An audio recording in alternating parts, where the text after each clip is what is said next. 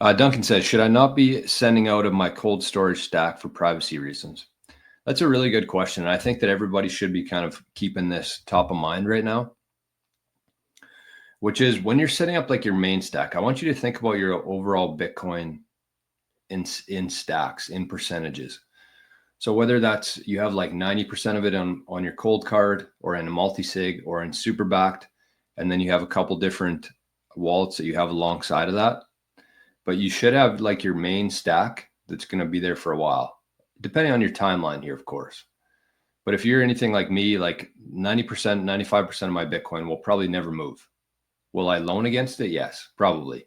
And so you might want to consider that too. You might want to have like one wallet for never spending, one wallet for that you're going to lend against in the future, like 50-50 maybe, and then some other wallets along the way.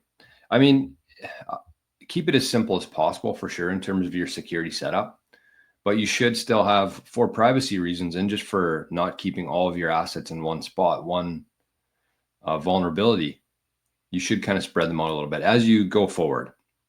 So if you're just getting into Bitcoin, get one wallet. And then as you grow, like you have to keep in mind here that your whole setting, your security setup, everything about your whole Bitcoin life is going to always be evolving. And when you understand that, when you have that perspective, then you're always looking for things to improve.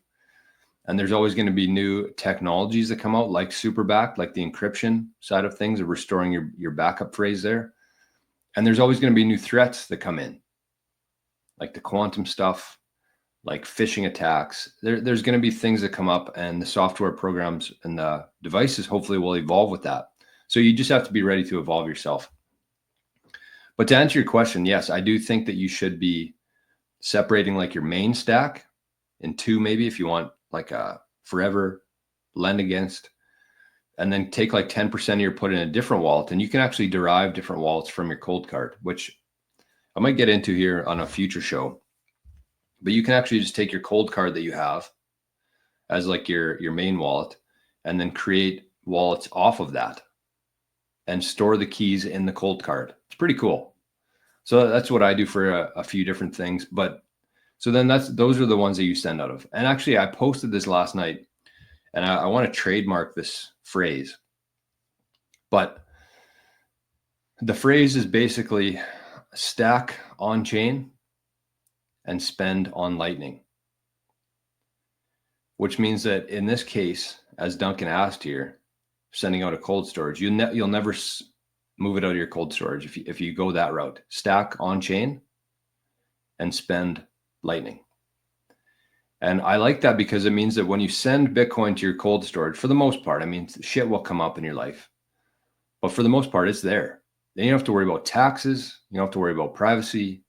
You don't have to worry about any of that. You stack on chain and spend on Lightning, and you can be a lot more private when you're spending your Bitcoin on Lightning, on eCash, and it kind of doesn't evade, but it helps your privacy significantly.